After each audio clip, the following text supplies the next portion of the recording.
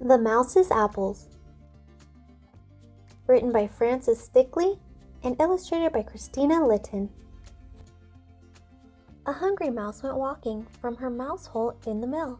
She dreamed of juicy apples as she scampered down the hill. Her tummy rolled and rumbled as she searched along the floor. So imagine her surprise to find not one apple, but 4. The first was red and rosy, tucked inside a flower bed. The next was pink, and plop! It almost fell onto her head. The third was speckled yellow. She dragged it from the mud. Squelch! The fourth was green and gleaming in the stream within the woods. "Well," said Mouse, delighted, "this must be my lucky day." She lined them up excitedly and rolled them on her way. 4 delicious apples. That's the most I've ever found. But as she opened wide, she heard a terrifying sound. It grizzled and it grumbled. Then the voice said, "Stop right there." Mouse began to tremble in the shadow of the bear. "Apples," boomed the bear, "are my favorite tasty treat, and I've been here all winter without anything to eat." Mouse's whiskers shivered as she gazed up at the bear, and nervously she quivered. "Well, they're mine, but we could share?" "Share?" said the bear. "No, I don't share." "That isn't fair," Mouse said. "Fair?" said Bear. "Oh, I don't care." Mouse sighed and shook her head. "Perhaps," the bear considered, "I should eat you up instead." "You couldn't, wouldn't," squeaked the mouse. "Oh, wouldn't I?" he said. "Okay," Mouse sighed. "You take them." But as she walked away, she had a clever thought and knew exactly what to say. "Bear," she said so sweetly, "do you have to take them all? I could have the 5th one, as it's only very small." "It's gone a little bad," she said. "It's turned a little brown." Bear seemed quite befuddled as he stared down at the ground. 5, the bear said, puzzled. "But I only counted 4. Bear looked quite excited at the thought there might be more. "Please," said Mouse, "I'm hungry, and it's old and brown and small." "No," said Bear, "I do not care.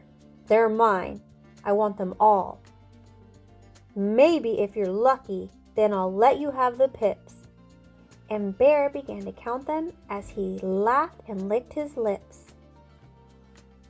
But as Bear was counting, Mouse found a little leaf.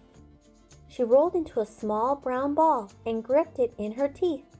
And Bear was so distracted as he muttered, "Mine, all mine," that he didn't see the little mouse had rolled into the line. Bear counted out the apples. 1, 2, 3, and 4. But wait, an extra apple. Mouse was right. There was one more. "It does look rather strange," he said. "It must be past its best." But he popped it in his basket, just like the mouse had guessed. Tucked inside the basket, Mouse barely even blinked, for she knew that if he found her, she'd be eaten in a wink. Bear dreamed of juicy apples as he walked out of the woods. His tummy growled and grumbled as he squelched across the mud. He ambled through the orchard, humming ditties in his head, so he didn't hear the nibbles as he passed the flower bed. He opened up the basket and he rushed inside the house.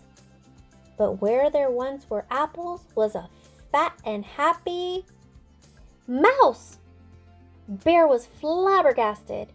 "You tricked me! That's not fair." "Fair?" said Mouse.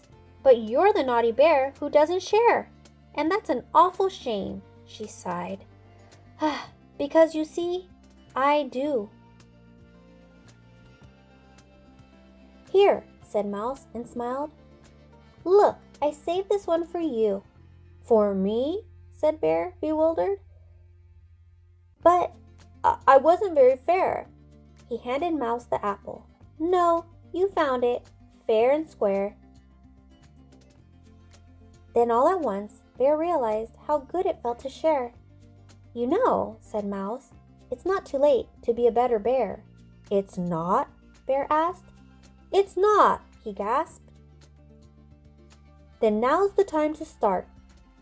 And Bear seemed quite dumbfounded by his sudden change of heart. He said, Could you forgive me? With a sorry sideways glance. Of course, Mouse answered. Everyone deserves a second chance. Bear grinned from furry ear to ear. Oh, thank you, Mouse, he sighed. Friends? He whispered, hopefully. Friends, the Mouse replied.